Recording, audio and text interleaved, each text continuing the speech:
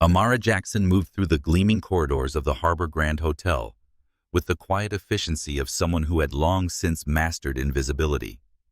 At 24, she had spent 6 years cleaning rooms in this towering monument to wealth, where New Harbor's elite came to flaunt their status. The city itself was a study in contrasts. Its Gold Coast sparkled with glass skyscrapers and waterfront mansions, while the Bronze District, Amara's home, pulsed with the gritty resilience of working-class families.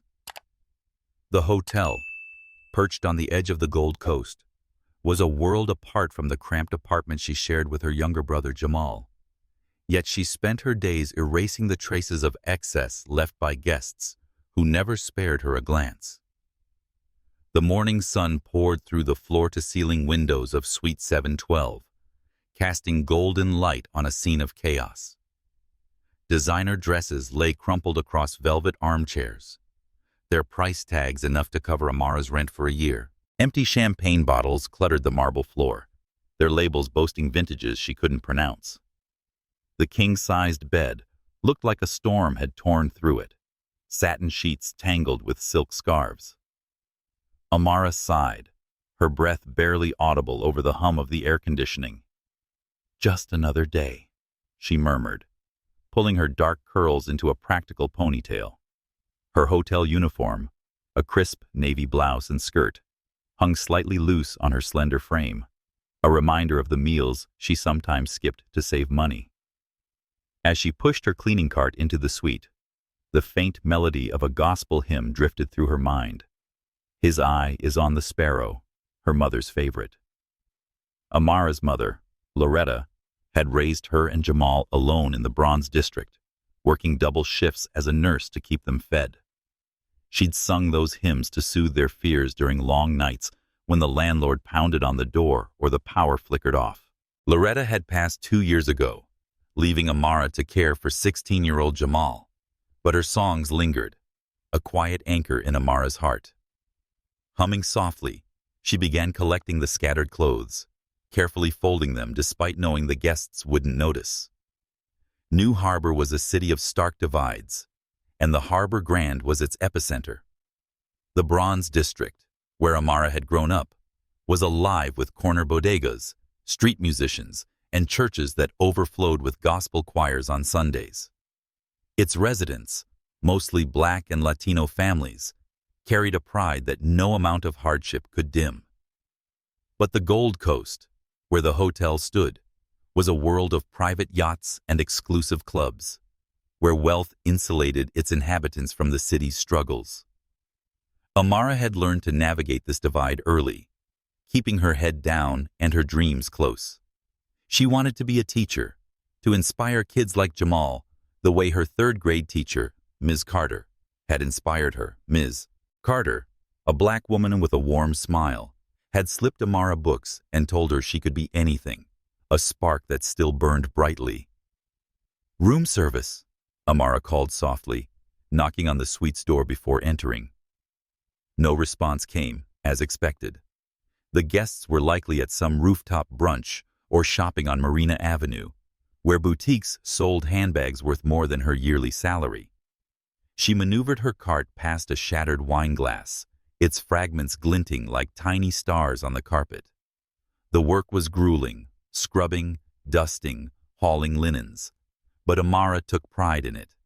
Each spotless room was a step toward her goal, every paycheck a deposit into the college fund she'd been building since she was 18. She was halfway there, though the cost of tuition seemed to climb faster than her savings. As she vacuumed, the machine's hum blended with her hymn, a small act of defiance against the hotel's sterile silence. The guests might see her as just a maid, but Amara knew who she was, a daughter of the Bronze District, carrying her mother's strength and her dreams. She glanced at the skyline through the window, where the Gold Coast's towers glittered against the ocean. Somewhere out there, people lived lives she could barely imagine. But here, in this moment, she was in control, shaping the chaos into order. Her thoughts were interrupted by the faint buzz of her phone. A text from Jamal. Got an A on my math test. Thanks for the flashcards. Amara smiled, her heart lifting. Jamal was her reason to keep going. She worked extra shifts and studied late into the night. She typed a quick reply, "Proud of you," before slipping the phone back into her pocket. The suite was nearly done, but the day stretched ahead. 3 more rooms, then a bus ride back to the Bronze District, where she'd help Jamal with homework, and maybe catch a few hours of sleep before doing it all again. Amara paused to wipe the smudge from the suite's mirror, catching her reflection. Her brown eyes held a quiet determination, but shadows were beneath them, a testament to her weight. She wasn't tall or glamorous, just a young woman with a practical braid and a dream that felt impossibly far and tantalizingly close. Amara Jackson was invisible to most in New Harbor, where wealth shouted and hard work whispered. But she carried her mother's hymns and Ms. Carter's encouragement like armor, ready to face another day in a city that rarely saw her true worth. Amara Jackson pushed her cleaning cart down the polished marble hallway of the Harbor Grand Hotel, the wheels squeaking faintly against the floor. The morning's work in Suite 712 had left her muscles aching, but she kept her pace steady, her mind already on the next room. New Harbor's skyline gleamed through the tall windows, a glittering reminder of the world she served but could never join. The Gold Coast's wealth was a constant presence here, its weight pressing down on her, like the heavy air before a summer storm. She adjusted her navy uniform, smoothing a wrinkle, and hummed a soft gospel tune to keep herself grounded. The elevator at the end of the hall chimed, its brass doors sliding open to release a burst of laughter. 4 women stepped out, their heels clicking like a metronome. Their designer dresses shimmered under the chandelier light, and their arms were laden with shopping bags from Marina Avenue's boutiques, stores Amara passed on her bus ride home but could never afford to enter. The leader, a redhead with sharp cheekbones and a haughty smirk, clutched a bag emblazoned with a logo Amara recognized from magazine ads. Overheard in the lobby, her name was Claire, a regular guest known for her lavish parties and cutting remarks. "Excuse me," Amara said politely, maneuvering her cart to the side to let them pass. The women barely glanced at her, their conversation a rapid-fire exchange of gossip about a recent yacht party. Amara kept her eyes on the floor, a habit born from years of avoiding trouble. In the Bronze District, where she lived, people warmly greeted each other, sharing stories over coffee at corner diners. But here, in the Harbor Grand, she was part of the scenery, noticed only when something went wrong. Claire stopped abruptly, her gaze landing on Amara like a spotlight. "Oh, look at this," she said, her voice loud enough to echo down the hall. She turned to her friends, her red lips curling into a sneer. "Bet she's never even heard of Gucci." The others tittered, their laughter sharp and practiced, like a performance they'd perfected at countless brunches. Amara's cheeks burned, the heat rising to her ears, but she kept her hands steady on the cart, her mother's hymn fading in her mind. "Do you think she shops at thrift stores?" Another woman, a brunette with diamond earrings, chimed in, waving her shopping bag for emphasis. "Probably thinks knockoffs are high fashion." The group erupted in giggles, their eyes raking over Amara's uniform, as if it were a costume from another world. Amara clenched her jaw, her fingers tightening around the cart's handle. She'd faced this kind of mockery before, guests who saw her as a prop to boost their egos, but it never got easier. In New Harbor, the line between the Gold Coast and the Bronze District wasn't just economic, it was a chasm of respect, and Amara stood on the wrong side. She wanted to snap back, to tell them about the nights she spent studying for her college fund, or how she'd helped her brother Jamal ace his math test. But she'd learned long ago that speaking up only invited more scorn. Instead, She lowered her gaze, focusing on a speck of dust on the floor, willing herself to disappear. The women's laughter grew louder, feeding off her silence. "Honestly, Claire," the brunette said, "they must hire these people straight from the docks." The comment stung, a jab at the Bronze District's working-class roots, where dock workers and nurses like Amara's late mother kept the city running. Amara took a deep breath, steadying herself. She thought of Ms. Carter, her third-grade teacher, who told her to hold her head high no matter what. "You're more than what they see," Ms. Carter had said, handing her a worn copy of The Bluest Eye. That memory anchored her now, a reminder of her worth beyond this hallway. She moved her cart again, hoping to escape before the women's words cut deeper. But Claire wasn't done. She stepped closer, her perfume sharp and overpowering. "Sweetie, do you even know what couture is?" she asked, her tone dripping with mock curiosity. The others leaned in, their smiles predatory.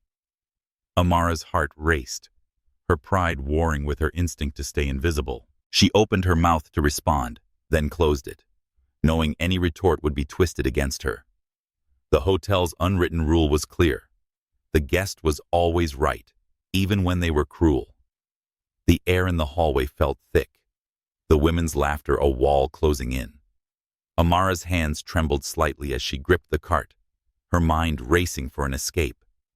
New Harbor's class divide was never more stark than in moments like this, where her hard work and dreams were reduced to a punchline.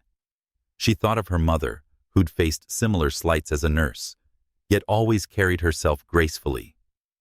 "Don't let them steal your light," Loretta had said. Amara clung to those words, forcing herself to stay calm, even as her throat tightened with humiliation. Just as she turned to push her cart away, a shadow fell across the marble floor. A man's voice, calm but edged with steel, cut through the laughter. "Ladies, your rooms are ready. You'd prefer to gossip there instead of mocking someone doing her job." The words were polite but carried an authority that silenced the women instantly. Amara's head snapped up, her eyes meeting those of a tall man with tousled blonde hair and a tailored jacket. His green eyes held a quiet intensity, and his presence seemed to shift the air in the hallway. The women faltered, their smiles fading, and without another word, they hurried past, their heels clicking in retreat. Amara stood frozen, her heart still pounding. She wasn't used to anyone stepping in for her, especially not a guest who looked like he belonged in the Gold Coast's penthouses. "Thank you," she said quietly, her voice steady despite the storm of emotions inside her. The man offered a warm smile, extending a hand. "I'm Ethan. You didn't deserve that."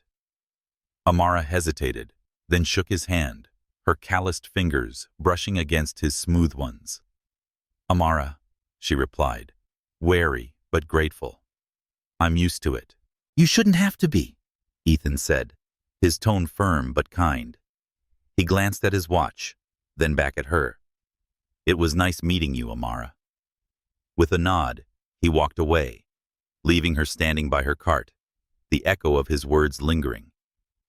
For the first time that day, Amara felt seen, not as a maid, but as a person.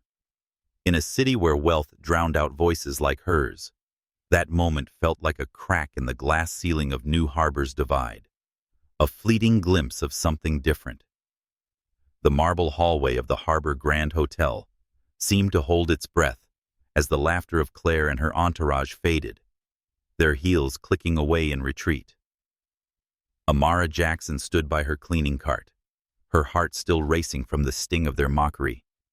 The air was heavy with Claire's sharp perfume, a lingering reminder of the Gold Coast's disdain for those who served it. Amara's hands trembled slightly as she gripped the cart's handle, her mind replaying the women's cruel words. Bet she's never even heard of Gucci. In New Harbor, where the Bronze District's grit clashed with the Gold Coast's glamour, such barbs were as familiar as the ocean breeze. but they cut no less deeply. She took a steadying breath, summoning her mother's gospel hymn, "His eye is on the sparrow," to anchor her. The memory of Loretta's voice, warm and unwavering, steadied her resolve. Amara was no stranger to being invisible and reduced to a uniform in the eyes of the hotel's elite guests. But today, something had shifted. A stranger had stepped in, his voice cutting through the laughter like a blade. She glanced down the hallway where he'd disappeared, his words echoing in her mind. "You didn't deserve that." For a moment, she felt seen, and it unsettled her as much as it intrigued her. The man, Ethan, had stood out in the polished corridor. His blonde hair was tousled just enough to suggest he didn't fuss over mirrors, and his tailored jacket, though expensive, was worn with a casual ease that didn't scream Gold Coast arrogance. His green eyes had held a quiet intensity, not pity, but something closer to respect. Amara shook her head, pushing the thought away. Guests like him didn't linger in the lives of maids. She adjusted her navy uniform and began to move her cart toward the next room, determined to focus on her work. The college fund she was saving for, dollar by hard-earned dollar, was her lifeline, her path to becoming a teacher like Ms. Carter, who'd given her hope when she was a child. But the moment lingered, refusing to be swept away like the dust she cleaned. As she knocked on the door of Suite 714, room service, her mind wandered back to Ethan's intervention. He'd spoken with an authority that silenced Claire's group, yet his tone had no condescension. His actions were an anomaly in New Harbor, where wealth often spoke louder than kindness. The Bronze District taught Amara to be wary of those from the Gold Coast, where smiles usually hid agendas. Yet Ethan's defense felt genuine, a spark in the sterile world of the Harbor Grand. Inside the suite, another mess awaited. Spilled coffee on the carpet, towels strewn across the bathroom floor, a half-eaten plate of caviar left on the desk. Amara set to work, her movements precise despite the ache in her shoulders. The hotel's opulence mocked her dreams. Marble counters she could never afford, chandeliers that cost more than her yearly rent. But she refused to let it dim her focus. She thought of Jamal, her brother, and the flashcards she'd made for his math test. His text earlier, boasting of his A, had been a small victory, a reminder of why she endured these long shifts. A soft knock came at the door as she scrubbed the coffee stain. "Amara?" a familiar voice called. She straightened, surprised, and opened the door to find Keisha, the front desk clerk, and her closest friend at the hotel. Keisha's bright smile and braided hair were a welcome sight, a piece of the Bronze District's warmth in this cold palace of wealth. "Girl, you okay?" Keisha asked, her voice low. "I heard what happened in the hallway. Those women are vile." Amara managed a small smile. "I'm fine. Nothing new." She paused, then added that some guy had stepped in, though. "Shut them down quickly." Keisha's eyes widened. "Oh? Who's this knight in shining armor?" She leaned against the doorframe, her curiosity piqued. Amara replied that his name was Ethan, who was returning to her and was leaning as a guest. "Probably won't see him again." Keisha raised an eyebrow. "A guest who stands up for a maid? That's not just any guest. What did he look like?" Amara said she wore a tall, blonde, fancy jacket, keeping her tone neutral. "He looked like he belonged on the Gold Coast, but didn't act like it." Keisha teased, her grin widening. "Sounds like someone's got your attention. Don't let those snobs get to you, Amara. You're worth 10 of them."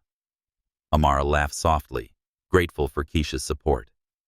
"Thanks. Now let me finish this room before Mrs. Winters catches me slacking."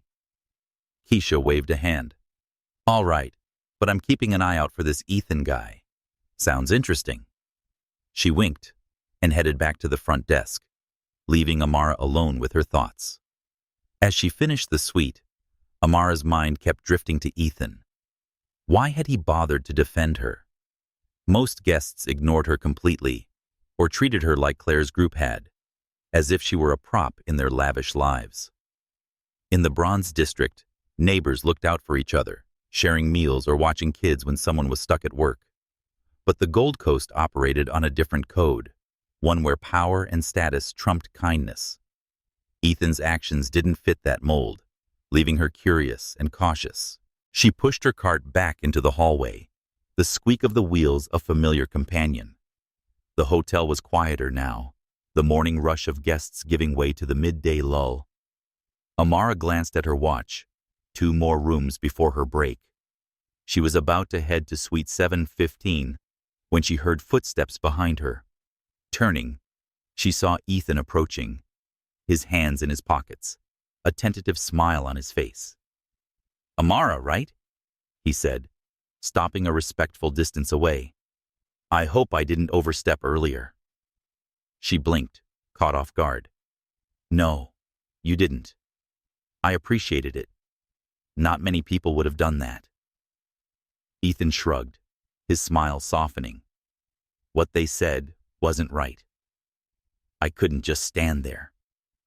He paused, then added, "You handle yourself with a lot of grace, more than I would have." Amara felt a flush of warmth at his words, but her Bronze District instincts kept her guarded. "It's part of the job," she said, her voice steady. "You get used to it." "It shouldn't be," Ethan replied, his tone firm but not preachy. "You deserve better than that." His sincerity disarmed her, and for a moment, she didn't know how to respond. Guests didn't talk to her like this, and didn't see her as anything more than a function. "Thank you," she said finally, meeting his eyes. "I should get back to work." "Of course," Ethan said, stepping back. "It was nice meeting you, Amara." He nodded slightly and walked away, his footsteps echoing in the quiet hall. Amara watched him go, her heart a mix of gratitude and wariness. Ethan's kindness was a rare light in New Harbor, where the Gold Coast's wealth cast long shadows over the Bronze District's dreams. She didn't know if she'd see him again, but for the first time in her 6 years at the Harbor Grand, she felt a spark of something new. Hope, perhaps, or the possibility that someone might see beyond her uniform to the woman she was. As she pushed her cart toward the next room, the gospel hymn returned, softer now, but steady, carrying her forward. Amara Jackson maneuvered her cleaning cart through the Harbor Grand Hotel's pristine hallway, the soft squeak of its wheels a familiar rhythm. The morning light filtered through the towering windows, casting a golden glow on the marble floors, but Amara's thoughts were elsewhere. Ethan Caldwell's defense of her the previous day lingered in her mind, a moment of unexpected kindness in New Harbor's unforgiving world of wealth. The Gold Coast's opulence surrounded her, chandeliers glittering like frozen raindrops, vases worth more than her monthly rent. But Ethan's green eyes and steady voice had pierced that facade, leaving her both wary and curious. As she approached Suite 814, her pulse quickened. Ethan had requested that she be the one to clean his room for the duration of his stay, a detail Keisha, the front desk clerk, had shared with a knowing grin.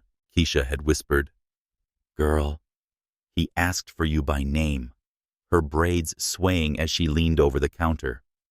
Amara had brushed it off, insisting it was just a guest's whim, but the flutter in her stomach betrayed her. Trust was earned in the Bronze District where she lived, through shared struggles and late-night conversations at corner diners.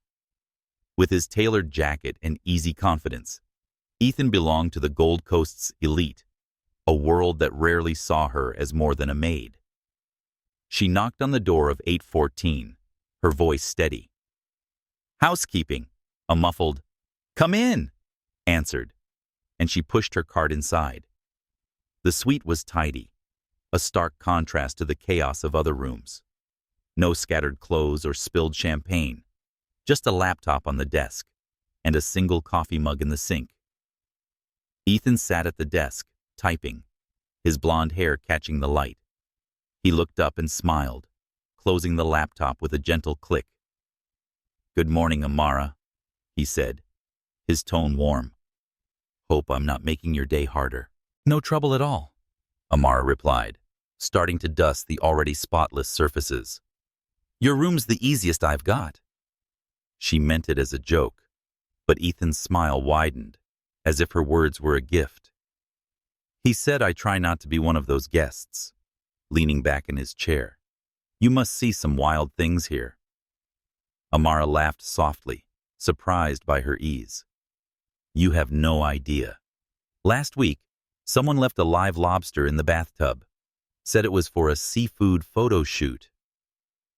Ethan's laugh was genuine, which felt out of place in the hotel's sterile elegance. For a moment, the divide between their worlds seemed to shrink. As she worked, Ethan asked about her favorite spots in New Harbor.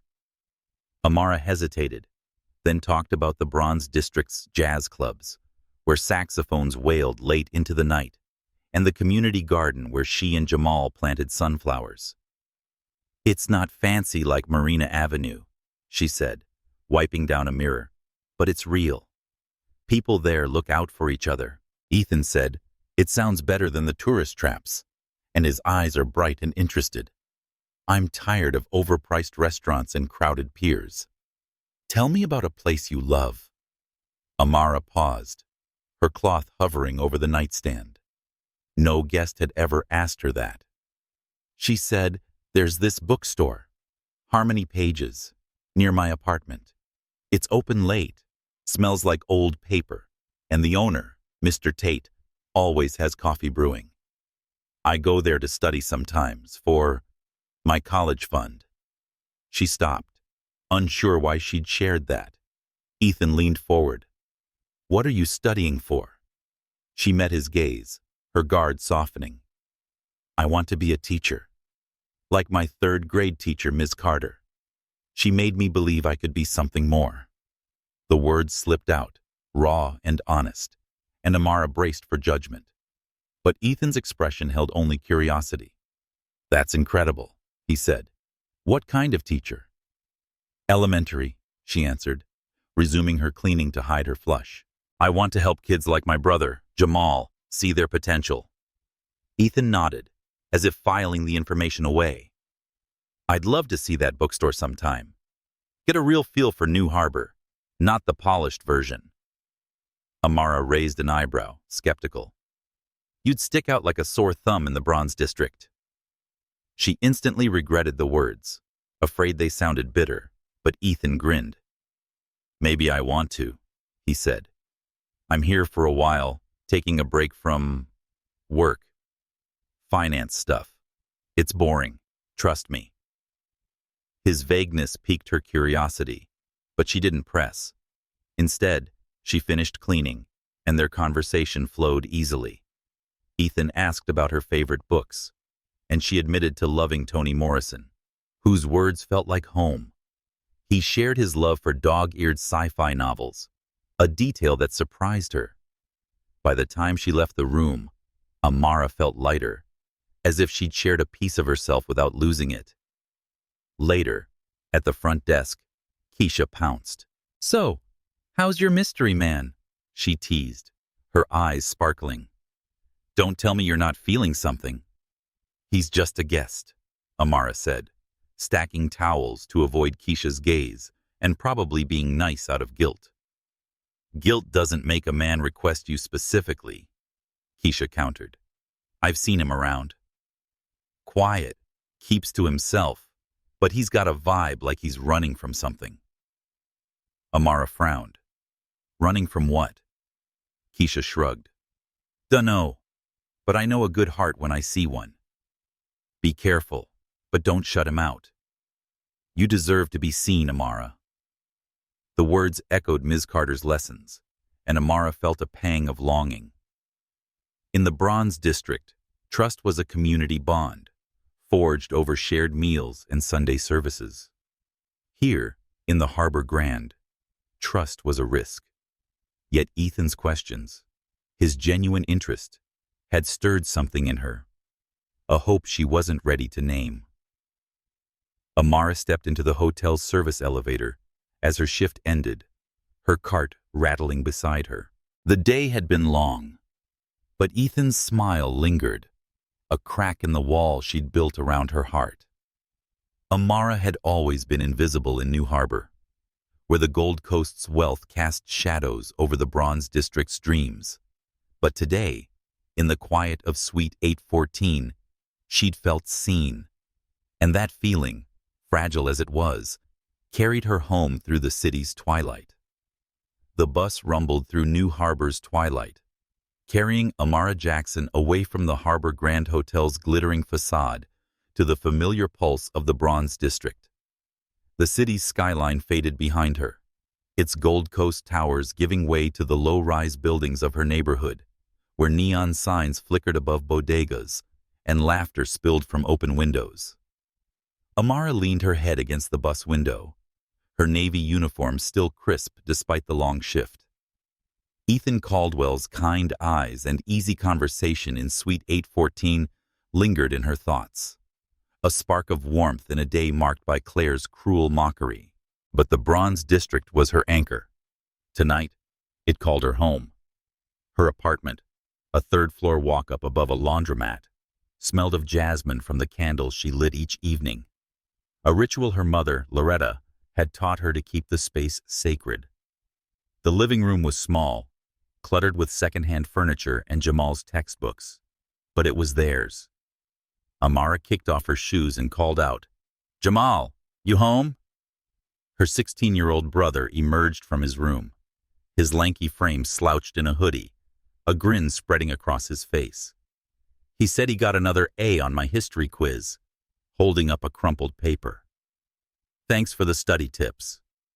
Amara's heart lifted. "Proud of you, kid." She ruffled his hair, ignoring his playful swat.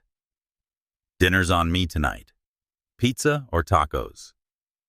"Tacos," Jamal said, flopping onto the couch. "But you gotta tell me about your day."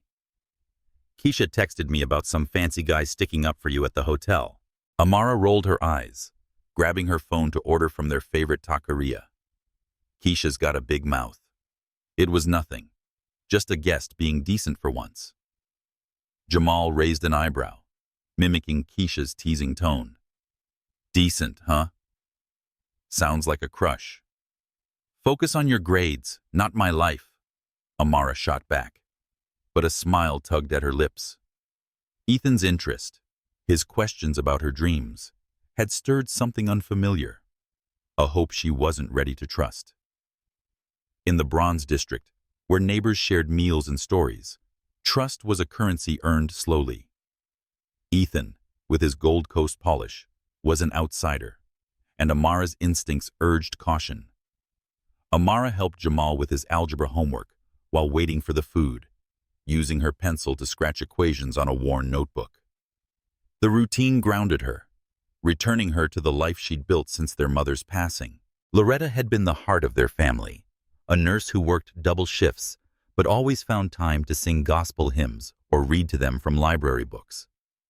When Amara was 9, Loretta had taken her to a community center reading program, where Ms. Carter, her third-grade teacher, became a beacon.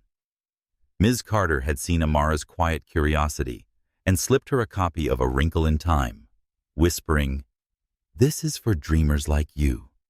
That book, now dog-eared on Amara's shelf, had sparked her vision of teaching, of giving kids like Jamal the same spark. Amara told Jamal that Ms. Carter would have liked you to check his work. She always said education was our way out. Jamal nodded, his eyes on the notebook. "You're going to be like her, right? Teaching kids?" "That's the plan," Amara said, her voice soft but firm. Her college fund was growing, tucked away in a savings account, but tuition loomed like a mountain. Every shift at the Harbor Grand, every extra hour scrubbing Gold Coast suites, was a step closer. Yet Ethan's attention, his genuine curiosity about her dreams, had planted a seed of doubt.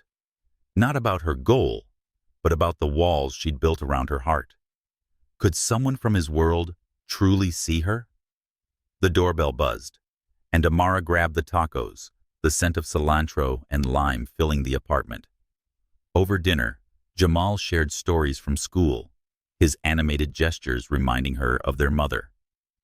Amara listened, but her thoughts drifted to the hotel, Ethan's smile, and the way he'd asked about Harmony Pages, the bookstore she loved. Life was raw and honest in the Bronze District. Neighbors danced to jazz on street corners. Churches rang with Sunday choirs. But the Gold Coast was a different beast, all polish and pretense. Ethan didn't fit that mold, and it unsettled her. After dinner, Amara washed dishes while Jamal played music, a soulful track from a local Bronze District band. She thought of her mother's lessons. Hold your head high, Amara, but guard your heart.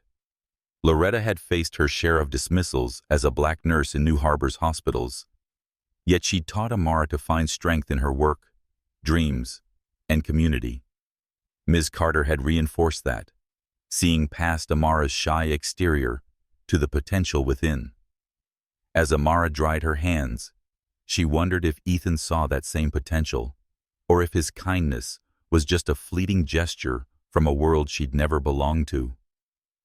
She sat at the small kitchen table, pulling out her study notes for a community college course she'd taken last year, a stepping stone toward her degree. The pages were filled with highlights about child development and ideas she hoped to bring to a classroom one day. But her mind kept circling back to Ethan, to how he'd listened, not just heard, when she spoke of teaching. In the Bronze District, people like Keisha and Jamal saw her for who she was. With his tailored jacket and mysterious finance, could Ethan break and do the same? As she closed her notebook, her phone buzzed with a text from Keisha. Mr. Fancy requested you again for 814 tomorrow. Please don't play it too cool, girl. Amara shook her head, a reluctant smile forming. Keisha's optimism was infectious, but Amara wasn't ready to let her guard down. New Harbor's divides ran deep, and Ethan's world was a mystery. Yet, as she drifted to sleep, the memory of his voice, calm, kind, and curious, wove into her dreams, a fragile thread connecting her Bronze District heart to the unknown. Amara Jackson walked along New Harbor's riverfront, the evening breeze carrying the briny scent of the ocean. The city's skyline glowed against the dusk, its Gold Coast towers casting long shadows over the water.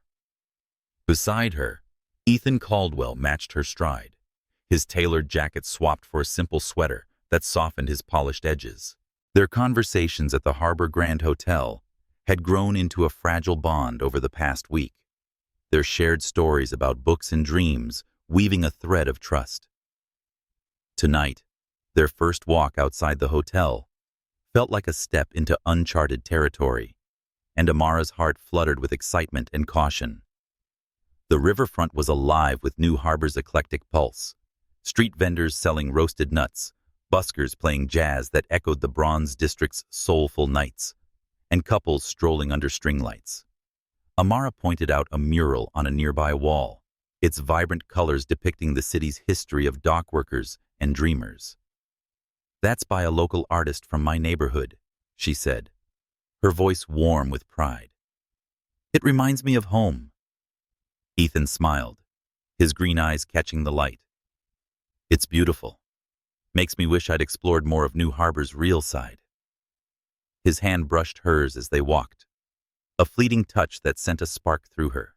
Amara hesitated, her Bronze District instincts urging her to keep her guard up. In her world, trust was built over shared meals and late-night talks, not fleeting moments with a man who seemed too good to be true. They paused by a shop window, its display filled with nautical trinkets for Gold Coast tourists. A small television inside flickered with a news broadcast, the volume low but a bold headline: "Caldwell, heir missing." Amara froze as Ethan's face flashed on the screen, a polished headshot labeled Ethan Caldwell, son of Caldwell Enterprises founder. The reporter's voice cut through the street noise. "The billionaire heir has been absent from public view for weeks, raising concerns among shareholders." Amara's breath caught, her eyes darting to Ethan. His expression tightened, a mix of guilt and resignation. "Amara," he started, but she stepped back, her heart pounding. "You're him?" she said, her voice sharp. "A billionaire? You lied to me." Ethan raised his hands, his voice low and urgent. "I didn't lie, Amara. I just didn't tell you everything. I'm still me." "Still you?" she snapped, her hurt spilling over. "You said you worked in finance, taking a break. Not that you're some wealthy heir hiding out." The words echoed the mockery she'd faced from Claire's group, the sting of being unseen in a different way. In New Harbor, where the Gold Coast's wealth defined status, Ethan's omission felt like a betrayal, a reminder that she was just a maid in his glittering world.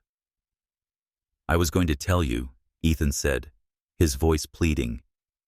"I came here to escape all that. The expectations, the people who only see my name. You saw me, Amara, not the money or the company." Amara shook her head, tears pricking her eyes. "How am I supposed to believe that? Let me tell you about my life and dreams while you hide who you are." "I thought—" She trailed off, the memory of their talks in Suite 814, about Harmony Pages, her teaching aspirations, now tainted. "I thought you were different." "I am," Ethan insisted, stepping closer. "Everything I said, everything we shared, was real. I hid my last name because I wanted you to know me, not the headlines." Amara crossed her arms, the river's breeze cold against her skin. "Your last name changes everything, Ethan. You're from a world I clean up after. I told you about my college fund, my brother, my mom, my real life. And you kept this from me." Her voice cracked, the weight of New Harbor's class divide crashing down. The Bronze District had taught her to guard her heart, to trust only those who shared her struggles. Ethan's secret felt like a wall she couldn't scale. "I'm sorry," he said, his eyes searching hers. "I was going to tell you tonight, I swear. I just needed time to know you'd see me for who I am, not what I have." Amara looked away, the mural's vibrant colors blurring through her tears. She thought of her mother, Loretta, who'd faced dismissal in New Harbor's hospitals but never let it break her. Ms. Carter, her third-grade teacher, had seen her potential when others didn't. Ethan's kindness had felt like that, a rare light, but now it seemed like a facade, a game played by someone who could afford to walk away. "I trusted you," she said quietly, her voice steady despite the ache in her chest. "I don't know if I can anymore." "Amara, please," Ethan said, his voice raw. "Give me a chance to explain. Let me show you I'm not what you think." She shook her head, stepping back. "I need to go." The crowd around them seemed to close in, the jazz notes now jarring. "Please don't follow me, Ethan." As she turned and walked away, the riverfront's lights faded behind her. Amara's heart felt heavy, the hope she'd let bloom now crushed under the weight of his secret. In the Bronze District, trust was sacred, built on honesty and shared hardship. With its wealth and headlines, Ethan's world was a universe apart. She boarded a bus back to her apartment, the city's divide never clearer. Loretta's hymn echoed faintly in her mind as she sat by the window, but it couldn't drown out the betrayal. For 2 weeks, she'd let herself believe in something more. Now, she wasn't sure it had ever been real. Amara Jackson stood in the service entrance of the Harbor Grand Hotel, her cleaning cart parked beside her, its wheels silent after a long shift. The New Harbor evening cast a soft glow over the city, but the weight of Ethan Caldwell's betrayal pressed heavily on her heart. 2 days had passed since the riverfront revelation when a news broadcast exposed him as the billionaire heir of Caldwell Enterprises. His omission had shattered the fragile trust they'd built, leaving Amara questioning every moment they'd shared. Every conversation in Suite 814, every laugh over her dreams of teaching. In the Bronze District, where honesty was the currency of the community. Such a secret felt like a wound. She adjusted her Navy uniform, preparing to head home, when Keisha's urgent voice crackled through her phone. "Amara, you gotta get to the lobby," her friend said, her tone a mix of excitement and worry. "Your guy's sitting with a bouquet bigger than my head, refusing to leave until he sees you." Amara's stomach twisted. She'd avoided Suite 814, swapping shifts to dodge Ethan, but his persistence was undeniable. Part of her wanted to run, to protect the heart she'd guarded since her mother's passing. But another part, remembering his kind eyes, urged her to listen. Reluctantly, she slipped through the hotel's back corridors, avoiding the Gold Coast guests filling the lobby with chatter and clinking glasses. The Harbor Grand's garden, a hidden oasis of jasmine and fairy lights, was quieter, where staff sometimes stole moments of peace. Keisha had texted that Ethan was waiting there, and as Amara stepped onto the stone path, she saw him. He stood by a fountain, holding a bouquet of sunflowers, her favorite, she'd mentioned once. His blonde hair slightly disheveled, his green eyes shadowed with exhaustion. "Amara," he said, relief flooding his voice as he spotted her. "Please, just 5 minutes." She crossed her arms, her posture rigid. 5 minutes, Ethan. That's it." The garden's soft lights cast patterns on her face, but her expression was guarded, honed by years of navigating New Harbor's class divide. Ethan set the flowers on a bench, his hands fidgeting. "I'm so sorry for not telling you who I was. I never meant to hurt you." He took a breath, his voice low. 3 weeks ago, I discovered my fiancée, Victoria, was only with me for my family's money. She laughed about it at our engagement party and said my bank account was worth tolerating me. I overheard her, and it broke something in me. Amara's resolve wavered, his raw honesty catching her off guard. She thought of her mother, Loretta, who'd taught her to see through facades, and Ms. Carter, who'd urged her to trust her instincts. "So, you ran to New Harbor and hid?" she asked, her tone sharp but curious. Ethan nodded. "I checked into the hotel under my name, but asked the staff to keep it quiet. I needed to be invisible for a while, to figure out who I am without the Caldwell name.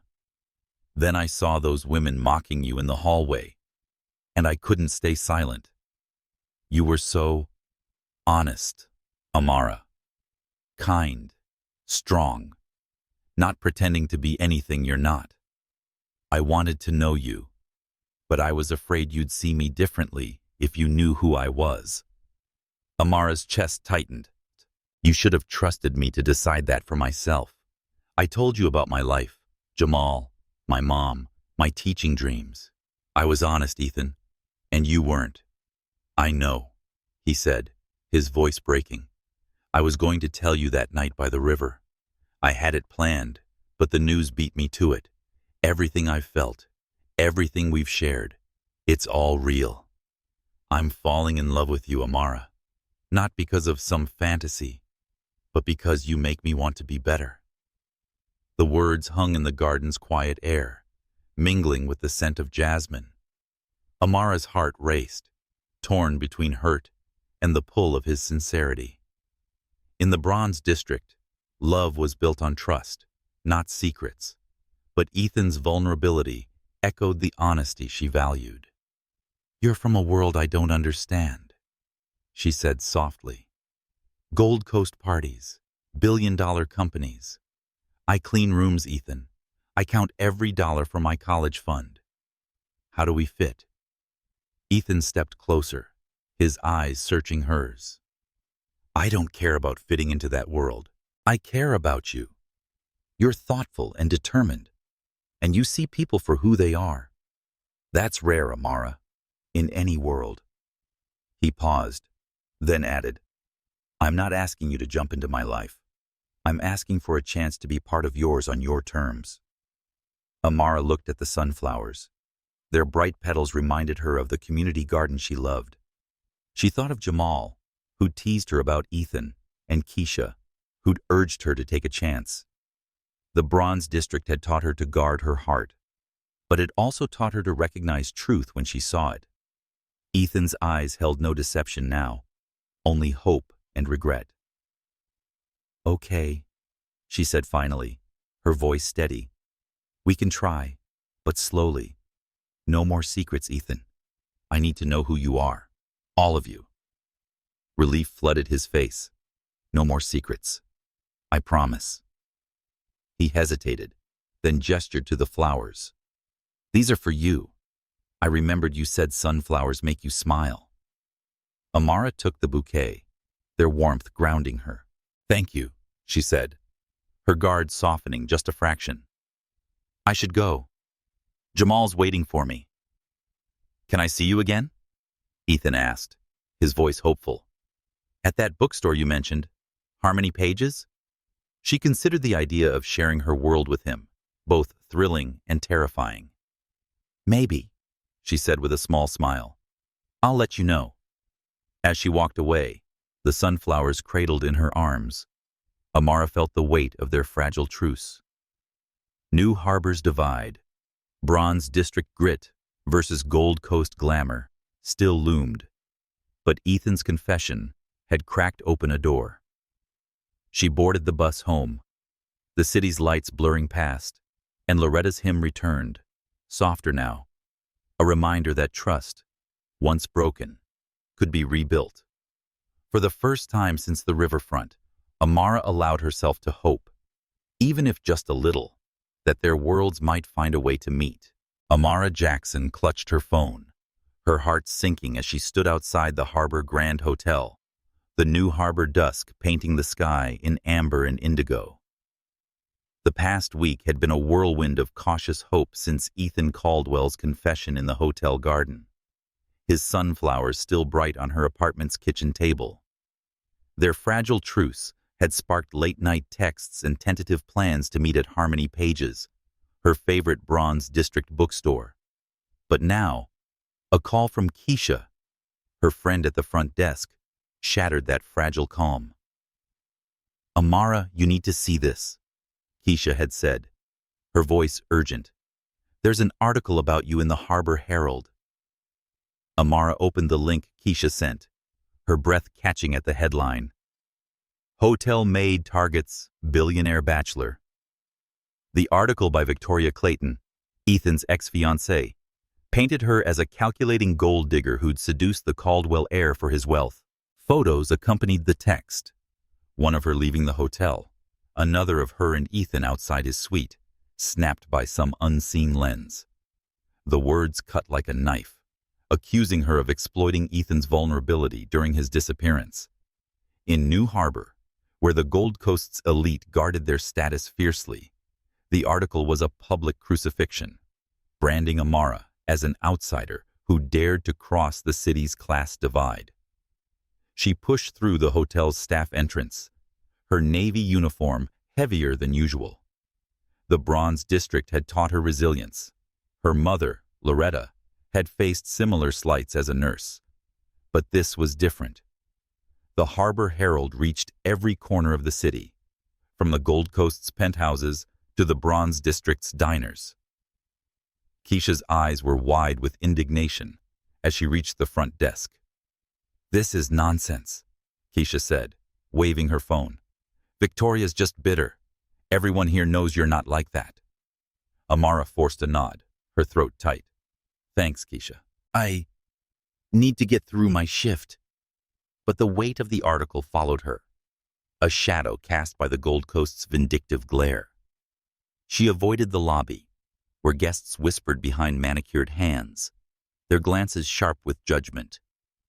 Her dream of teaching, nurtured by Ms. Carter's encouragement and hard work, felt tarnished, as if Victoria's words had stained her future.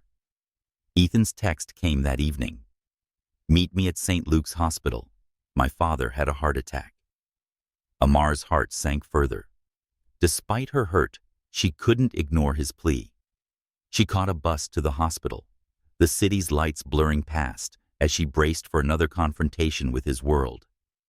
At St. Luke's, The private wing starkly contrasted the Bronze District's overcrowded clinics, a sterile haven of polished floors and hushed voices. Ethan met her in the waiting room, his blonde hair disheveled, his green eyes shadowed with worry. "Amara, thank you for coming," he said, his voice raw. "I'm so sorry about the article. My lawyers are handling it." Before she could respond, a woman entered, commanding the room. Victoria Clayton was stunning. Long blonde hair, a designer dress clinging to her frame, her blue eyes cold with calculation. "Ethan, darling," she said, ignoring Amara at first. "I came as soon as I heard about your father." Her gaze shifted to Amara, her smile sharp. "And you must be the maid from the headlines." Amara stiffened, her fists clenching. "Amara Jackson," she said, her voice steady despite the humiliation. "And I'm not what you wrote." Victoria's laugh was a delicate, cutting sound. "Oh, sweetheart, you're exactly what I wrote. A nobody chasing a fortune." She stepped closer, her voice lowering. "I loved Ethan, you know. My family pushed us together since we were kids, and they said it was the perfect merger. I realized he'd never see me pass the money when he left me. But you're just a convenient distraction." Amara's heart pounded, Victoria's words revealing a wound beneath her polished exterior. "I'm not after his money," Amara said firmly. "I didn't even know who he was until that news report." Victoria's eyes narrowed. "Then you're a fool. His world doesn't bend for people like you." She turned to Ethan, her tone softening. "You'll see, Ethan. She'll drag you down." Ethan's jaw tightened. "Enough, Victoria. You don't know Amara, and you don't know me anymore. Leave." Victoria's smile faltered, but she tossed her hair and swept out, leaving a chill in her wake. Amara exhaled, the encounter shaking her resolve. "She's wrong," Ethan said, taking her hand. "You're not a distraction. You're the only real thing in my life right now." Amara pulled her hand away, the article's sting still fresh. "Ethan, this is what I was afraid of. Your world, her world, sees me as a joke. I don't know if I can handle that." He said, "You don't have to handle it alone," his voice earnest. "I'm fighting this with you. The Herald will retract that story. I promise." Amara looked at him, torn between his sincerity and the reality of New Harbor's divide. The Bronze District had taught her to stand tall, but Victoria's attack had exposed how wide the gap was. "I need time," she said finally, her voice soft but firm. "This is too much." Ethan nodded, his eyes pained but understanding. "Take all the time you need. I'm not going anywhere." As Amara left the hospital, the city's lights seemed harsher, the Gold Coast's towers looming like sentinels. She thought of Loretta, who'd faced prejudice with grace, and Ms. Carter, who'd seen her worth. Ethan's promise echoed, but so did Victoria's venom. In New Harbor, where wealth wrote the headlines, Amara felt the weight of being seen, not as herself, but as a story spun to tear her down. Amara Jackson stepped into the private wing of St. Luke's Hospital, her heart pounding against the crisp navy dress she'd chosen for the occasion. With their polished floors and muted lighting, the sterile halls felt worlds away from the Bronze District's crowded clinics, where her mother, Loretta, had once worked. New Harbor's class divide was etched into every detail. The Gold Coast's elite had private suites, while her neighborhood made do with overworked nurses and long waits. Ethan Caldwell had asked her to meet his father, Robert, recovering from a heart attack, and Amara knew this encounter could make or break their fragile bond. After Victoria's vicious article in the Harbor Herald, which branded her a gold digger, Amara felt the weight of scrutiny heavier than ever. Ethan waited outside the hospital room, his blonde hair slightly mussed, his green eyes warm but tense. He said, "You don't have to do this," squeezing her hand. "My father can be intense." Amara met his gaze, her resolve steeled by years of facing New Harbor's judgment. "I'm not afraid, Ethan. I need to do this for us." Her voice carried the strength of her mother's gospel hymns and Ms. Carter's encouragement, anchors that had guided her through the hotel's hallways, and now into this moment. Inside, Robert Caldwell sat propped up in a bed that resembled a luxury suite more than a hospital room, his silver hair and sharp eyes commanding despite the monitors beeping softly. Papers were spread across a tray table, evidence of a man who refused to let illness slow him. He looked up as they entered, his gaze locking onto Amara with an intensity that made her stomach tighten. "So, you're the young woman turning my son's life upside down," he said, his voice gruff but not unkind. "Amara Jackson, sir," she replied, stepping forward. "I hope you're feeling better." Robert studied her, his shrewd eyes taking in her simple dress and steady posture. "You're not what I expected," he said finally. "Victoria's article painted you as opportunistic." Amara's jaw tightened, but she held his gaze. "Victoria doesn't know me." "I'm not after Ethan's money or your family's name," Ethan interjected, his tone firm. "Father, Amara's not what the Herald says. She's honest, hard-working." Robert raised a hand, silencing him. "Let her speak, Ethan." He gestured to the chairs beside his bed. "Sit, both of you." Amara sat, her hands clasped to hide their slight tremble. The room felt like a courtroom, with Robert as judge and jury. "Ethan tells me you work at the Harbor Grand," Robert said, his tone probing. "A maid, saving for college?" "Yes, sir," Amara said, refusing to shrink. "I've been there 6 years, putting away every dollar I can for a teaching degree. I want to help kids like my brother Jamal believe in themselves." Robert nodded, his expression unreadable. "A noble goal. My late wife Cynthia believed in education. She was a teacher before we married." His voice softened at the memory, a crack in his formidable facade. "Ethan says he loves you. He's refused to reconcile with Victoria, even if it risks our company's merger with her family's business." "I know," Amara said, her voice steady. "And I've told him not to turn his back on his responsibilities for me. I'd never ask him to choose between me and his family." Robert's eyebrows lifted, surprise flickering across his face. "You told him that?" "She did," Ethan said, his voice proud. "Amara stepped back last week, gave me space to deal with the company and your health. She's not here to take anything from us." Robert leaned back, studying Amara with new interest. "That's unexpected." He pressed a button on his bed, summoning a nurse. "I need a few minutes alone with Ms. Jackson." Ethan hesitated, his eyes searching Amara's. She nodded, giving him a small smile. "I'll be fine." He left reluctantly, closing the door behind him. Robert's gaze was piercing now, unsoftened by Ethan's presence. "Let's speak plainly, Ms. Jackson. What do you want from my son?" "Nothing," Amara said, her voice unwavering. "I didn't pursue Ethan. He pursued me. I care about him more than I thought I could. But I'm not here to join your family or take your wealth. I'm building my future, which I've worked for since I was a kid." Robert's eyes narrowed. "Everyone wants something. You have no connections, no fortune. What can you offer the Caldwell family?" Amara felt a spark of anger, tempered by the strength she'd inherited from Loretta.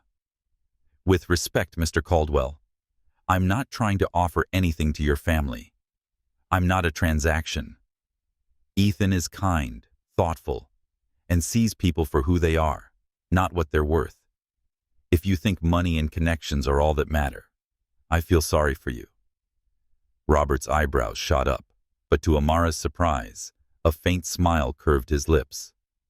"You've got fire," he said, almost approvingly. "Cynthia would have liked you. She saw past wealth to character, and it kept me grounded." He shook his head, his voice softening.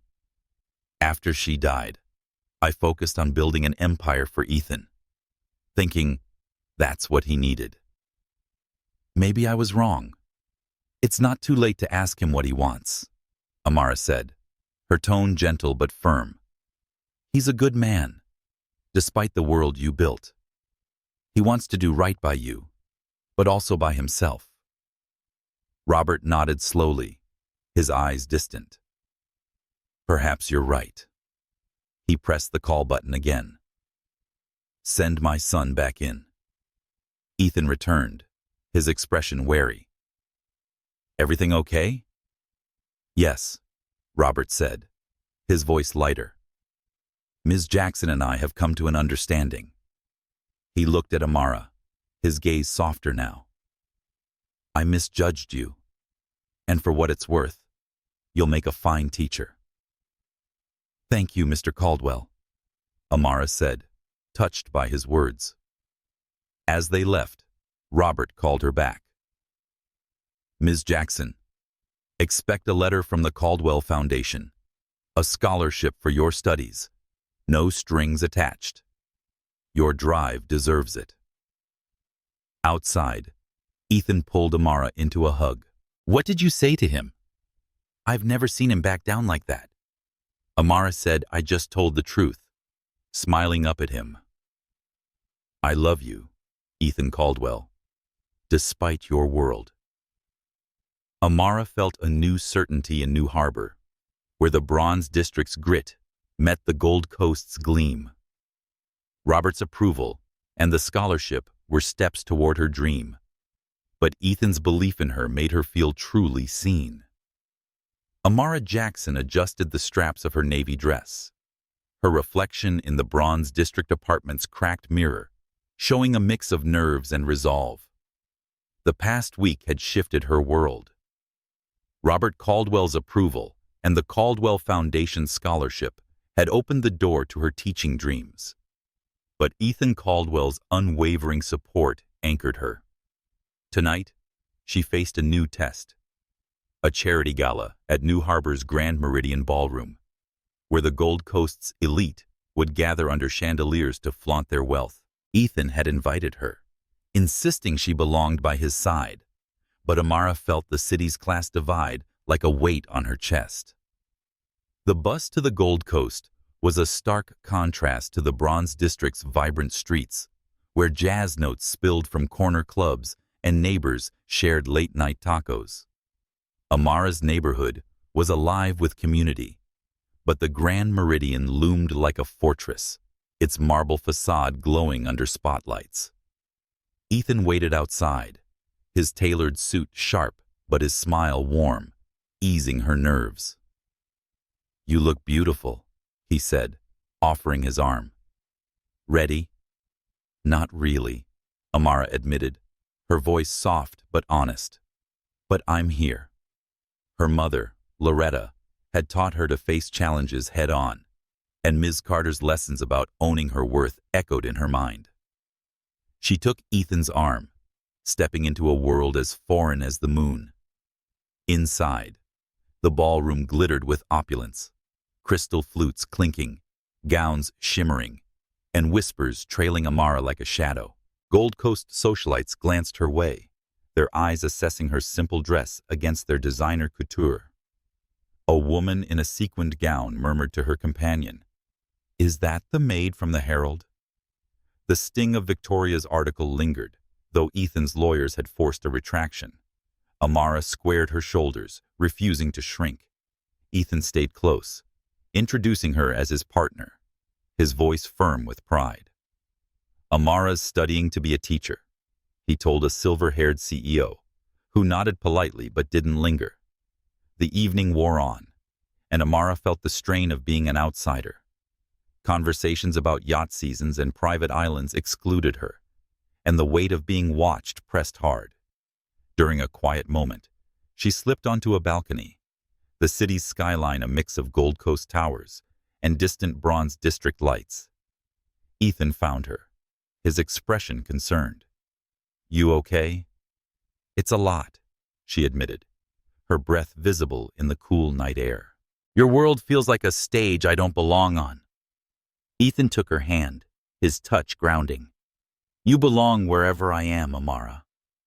I know it's not easy, but I'm here with you." She nodded, her heart softening but still wary. "I want us to work, Ethan, but I need to feel like me, not some version of a Gold Coast girl." "Then let me see your world," he said, his eyes earnest. "Please take me to the Bronze District. Please show me what makes you, you." 2 nights later, Amara led Ethan to Ruby's Jazz Lounge, a Bronze District staple where neon signs buzzed and saxophones wailed. Keisha joined them, her braids adorned with gold beads, her laughter easing Amara's nerves. "About time you brought him here," Keisha teased, nudging Amara. "Let's see if he can keep up." The club was alive with locals, families sharing wings, couples swaying to the music, the air thick with the scent of fried plantains. Amara felt at home, her shoulders relaxing as she pointed out the bar's history, its walls lined with photos of Bronze District legends. Ethan, in a simple sweater, looked out of place but eager, his smile wide as he tried to follow the rhythm of a jazz standard. "I'm terrible at this," he laughed, attempting a dance move that drew Keisha's playful critique. "You're learning," Amara said, her heart lifting as she guided his steps. For the first time, she saw him not as a Gold Coast heir, but as Ethan, trying to bridge their worlds. Keisha leaned in, whispering, "He's got heart, girl. Hold on to that." They shared a plate of jerk chicken, Ethan listening intently as Amara and Keisha swapped stories about Bronze District block parties and church potlucks. Amara said, "This is what I love about New Harbor," her voice warm. "People here don't just live, they connect." Ethan nodded, his eyes on her. "I want to be part of that, Amara. Not just visiting, but knowing it." Back at her apartment, Amara showed Ethan her study nook, a corner table piled with educational books and notes for her college classes, funded by the Caldwell Scholarship. "This is me," she said, gesturing to the worn copy of A Wrinkle in Time from Ms. Carter. "Not fancy, but real." "It's perfect," Ethan said, his voice soft. "You're building something incredible. I want to support that, not change it." Amara felt a shift, the gap between their worlds narrowing. The gala had shown her the challenges of his life, but the jazz club had shown him hers. "We're different, Ethan, but we can make this work, one step at a time." He smiled, taking her hand, one step at a time. The Bronze District's streetlights glowed as they said goodnight, a reminder of home. Amara thought of Loretta's strength and Ms. Carter's belief in her. With Ethan, she was starting to believe they could build a world together. Not Gold Coast or Bronze District, but theirs. Amara Jackson sat at her kitchen table in the Bronze District, her education textbooks spread out under the glow of a jasmine-scented candle. New Harbor's spring breeze drifted through the open window, carrying the distant hum of a jazz quartet from a nearby block party. The Caldwell Foundation scholarship had transformed her life, allowing her to enroll in evening classes at the city's community college while working part-time at the Harbor Grand Hotel. Ethan Caldwell's emotional and steadfast support had bridged the gap between their worlds.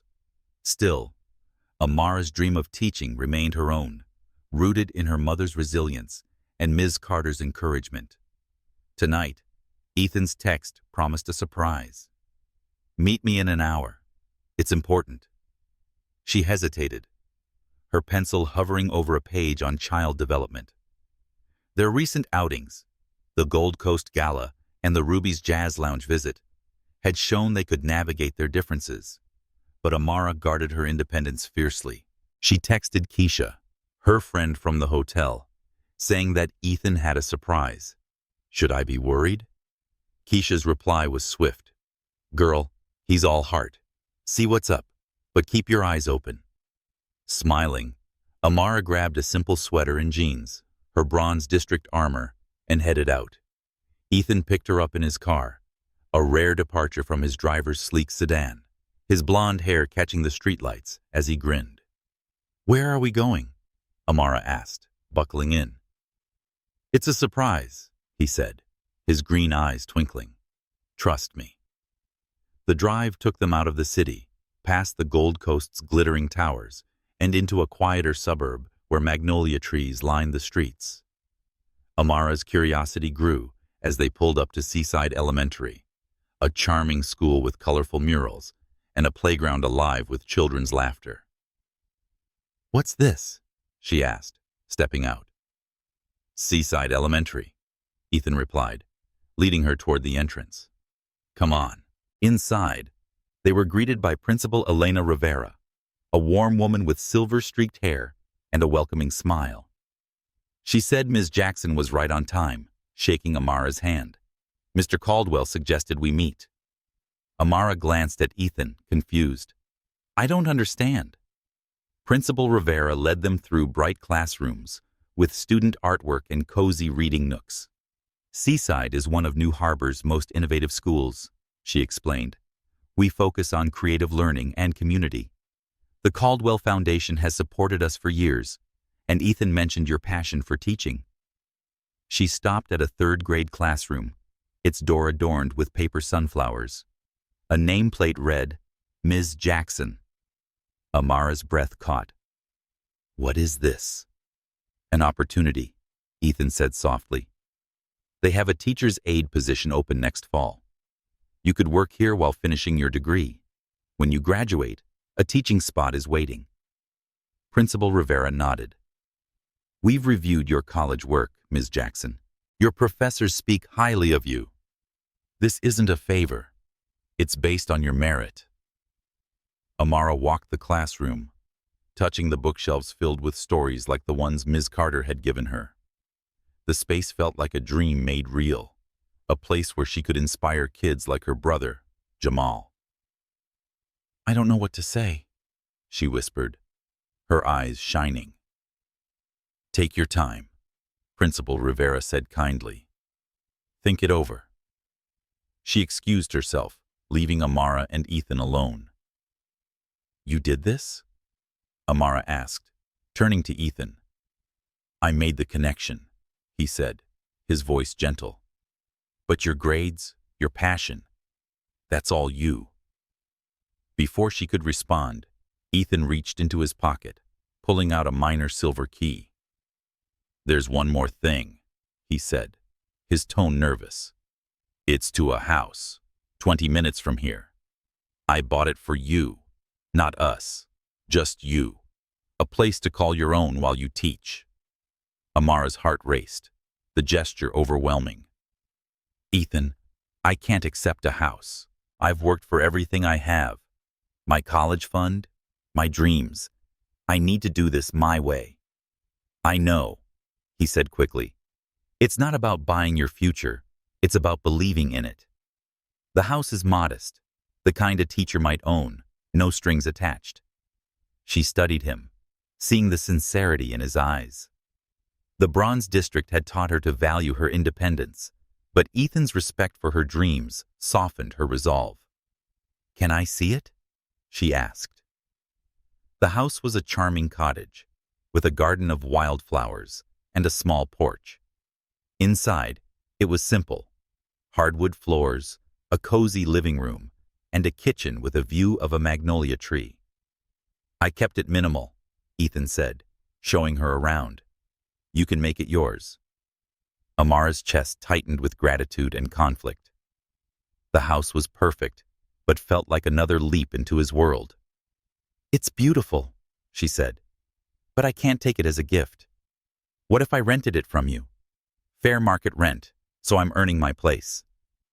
Ethan considered this, his smile growing. How about a rent-to-own deal?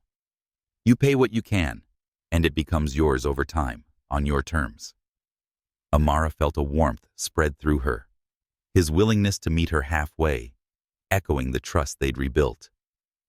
That could work, she said, her voice soft but certain. Thank you, Ethan, for the school, for this, for seeing me. He took her hands, his touch steady. You're extraordinary, Amara. I'm just lucky to be part of your story. As they stood on the porch, New Harbor's spring air wrapping around them, Amara thought of Loretta's strength and Ms. Carter's belief in her. With Keisha's encouragement and Jamal's pride, she was building a future, not just a dream, but a reality she'd earned. Amara Jackson stood on a New Harbor beach, the summer sun dipping toward the horizon, painting the sky in shades of pink and gold. The waves lapped gently at the shore, their rhythm a soothing counterpoint to the jazz notes that still echoed from Ruby's lounge in her mind. 9 months had passed since her first meeting with Ethan Caldwell in the Harbor Grand Hotel's hallway, a moment that had shifted her life from invisible to seen. Now, as she stood barefoot in the sand, her simple sundress fluttering in the breeze, she felt the weight of their journey, Victoria's venom, Robert's approval, the Caldwell Foundation scholarship, and the teaching opportunity at Seaside Elementary. Ethan's love had woven through it all, a thread connecting her Bronze District roots to his Gold Coast world. Ethan stood beside her, his blonde hair catching the fading light, his green eyes soft with anticipation. You sure you're up for this? He asked, his voice teasing but warm. He'd insisted on a sunset walk, claiming the beach was the perfect place to celebrate her first week as a teacher's aide at Seaside. Amara, balancing college classes and hotel shifts, had embraced the role, her classroom filled with the same hope Ms. Carter had given her years ago. Only if you promise no more surprises, Amara replied, nudging him. Their rent-to-own cottage, now her home with her brother Jamal as a roommate, stood as a testament to their compromise. A space she was earning, not gifted. With its block parties and community gardens, the Bronze District's vibrancy had welcomed Ethan, just as he'd navigated the Gold Coast's scrutiny by her side. Ethan grinned, stopping to face her. One more surprise, he said, his tone shifting to something more profound. He reached into his pocket, pulling out a small velvet box. Amara's breath caught, her heart racing as he opened it to reveal a simple diamond ring, its delicate band glinting in the sunlight. This was my mother's, he said, his voice soft. My father gave it to me last week. He said he's never seen me happier than I was with you. Amara's eyes widened, Loretta's gospel hymns echoing in her memory, grounding her. Ethan, I'm not rushing you, he said quickly. We've faced everything together. Victoria's article, my father's heart attack, the media's glare. You've seen me at my worst and made me better. Amara, you're my home, not some fantasy. Will you marry me? The words hung in the salt-tinged air, as vast as New Harbor's skyline. Amara thought of their journey, the gala where she'd felt out of place, the jazz club where Ethan had danced awkwardly but earnestly, the classroom where her dreams were taking root. The Bronze District had taught her to guard her heart, but Ethan had truly seen her when she'd felt invisible. Yes, she whispered, her voice strong. Yes, I'll marry you. Ethan's face lit up, joy breaking like the sun through clouds. He slipped the ring onto her finger, its fit perfect, and pulled her into a kiss filled with promise. The waves crashed softly, sealing the moment in New Harbor's embrace. 2 months later, Amara stood in a seaside chapel, her white dress simple but elegant, a nod to her Bronze District roots. Jamal stood by her side, his grin wide as he adjusted his tie. He said, "You're gonna kill it, sis," his pride echoing their mother's strength. Keisha, radiant in a gold dress, fussed over Amara's veil, whispering, "Told you he had a heart." The chapel was filled with their closest friends and family, a blend of Gold Coast polish and Bronze District warmth. As Amara walked down the aisle, her father's arm steadying her, she locked eyes with Ethan, his suit crisp, but his smile unguarded. "You look beautiful, Miss Jackson," he whispered as she reached him. "For the last time," she teased. "It's Mrs. Caldwell in 20 minutes. The ceremony was intimate, the minister's words weaving their story of love across divides. Amara spoke from her heart when they exchanged vows. "You saw me when I was invisible, Ethan. I promise to see you every day for who you are." Ethan's voice trembled as he vowed to build a life with her, not bound by wealth or status, but by truth. Later, at Robert Caldwell's waterfront estate, their families gathered for a dinner that bridged their worlds. Amara's parents, a construction foreman and a nurse, swapped stories with Robert, finding common ground in hard work and love for their children. Robert raised a glass, his voice warm. "To Amara and Ethan, may your love be as strong as this city's heart." Glasses clinked, and Amara caught Ethan's eye, their shared smile a quiet victory. Back at Seaside Elementary, Amara stood in her classroom, now Mrs. Caldwell, with a gold band alongside her engagement ring. A student raised her hand. "Mrs. Caldwell, are you married to the guy who owns those significant buildings?" Amara smiled, thinking of Ethan, not as a billionaire, but as the man who danced with her at Ruby's Lounge. "I'm married to Ethan, who works in a big building.